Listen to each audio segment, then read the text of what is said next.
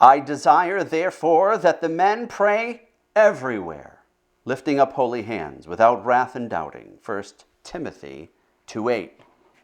In the first place, a very common fault of public prayer is over the frequent reoccurrence of favorite words and set forms of expression, however unexceptionable in themselves.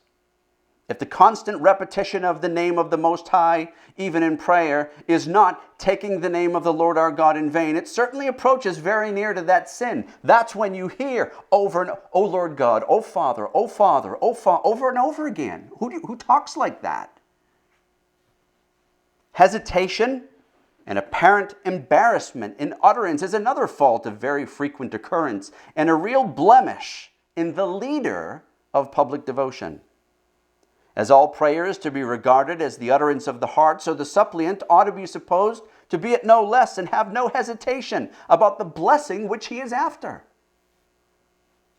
When he pauses, stumbles, recalls, or goes back to correct himself, he unavoidably gives pain to every fellow worshiper and always leaves the impression of a mind less intent, a heart less fervently engaged than it ought to be. So what you immediately think of when they stumble over their words or don't know what it is that they're saying. That has no place in public prayer.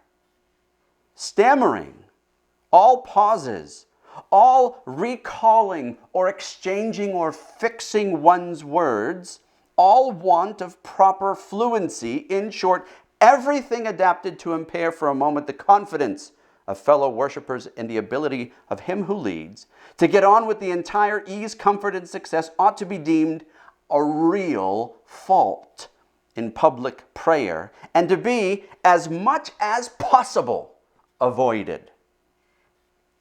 Samuel Miller says, all ungrammatical expressions in prayer, all expressions foreign from English idiom, and bordering on the style of cant and whining, low and colloquial phrases, etc., ought to be regarded as blemishes and carefully avoided. The need of regularity and order is a fault which frequently and greatly impairs the acceptable and edifying character of public prayers.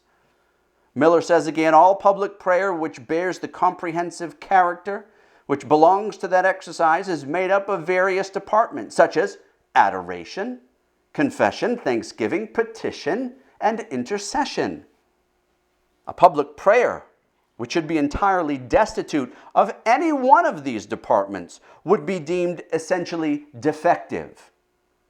And a prayer in which these several departments should all be so mixed up together throughout the whole, as that they should all go on together in the state of a confused mixture from the beginning to the end, would doubtless be considered as very ill-judged and untasteful in its structure. No, as adapted essentially to interfere with the edification of intelligent worshipers.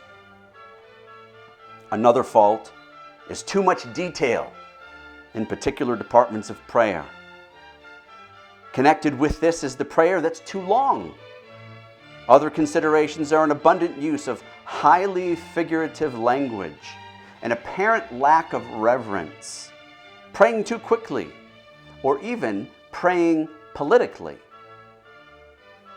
The practice of indulging in wit, humor, or sarcasm in public prayer is highly objectionable and ought never to be allowed.